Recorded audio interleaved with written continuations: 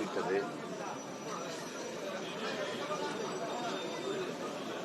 ஏன் நடந்தது, எப்படி நடந்தது, இதெல்லாம் ஆய்வு செய்வதற்கு முன் ஒரு எதிர்பாராத ஒரு விபத்து. இதில் யாரையும் குறை சொல்லி பயனில்லை.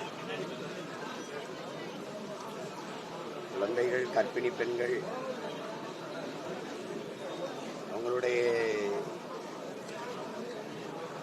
இறப்பையெல்லாம் பார்க்கும்போது ரொம்ப வேதனையாக இருக்கு. 39 பேர் இதுவரை உயிரிழந்திருக்காங்க. இன்னும் 2 ரொம்ப மோசமான நிலையில் இருக்கிறாங்க, மருத்துவர்கள் சொல்றாங்க. அப்புறம் 61 பேர் காயம். அவங்கள சில பேர் சிறிய காயம்பட்டவர்கள் வீட்டுக்கு சென்றிருக்காங்க, கொஞ்சம் பேர் மருத்துவம் எடுத்துட்டு இருக்காங்க.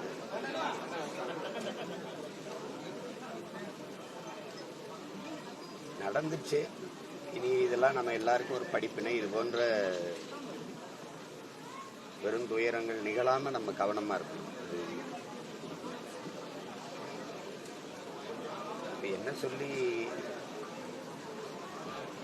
இழந்தவர்களின் குடும்பத்துக்கு ஆறுதல் சொல்வதுன்னு தெரியல. மொத்தமாகவே இந்த நிகழ்ச்சி இந்த வேதனையான துயர நிகழ்வு எல்லாரையுமே அப்படியே அதிர்ச்சியில் உரைய வச்சிருச்சு. உலகெங்கும் இருக்கிற மக்களை, இதை பார்த்த மக்கள் எல்லாரையுமே, யாருக்குமே என்ன சொல்றதுன்னு தெரியல. என்னடா அப்படி ஆயிடுச்சு அப்படிங்கிறது தான் இருக்கு. இழந்தவர்கள் இந்த துயரத்திலிருந்து கடந்து வரணும், வேற வெளியில். காயம்பட்டவர்கள் விரைவில் குணமாகணும். மருத்துவர்கள் நம்பிக்கையாக சொல்றாங்க, நாங்கள் சரியாக கவனிச்சுட்டு இருக்கோம், குணமாயிடுவாங்க. அது ஒரு ஆறுதலாக இருக்கு நமக்கு அவங்க சொல்றது. பிள்ளைகளை இழந்திருக்கிற குடும்பத்தார் எல்லோருக்கும் என்னுடைய ஆறுதல்.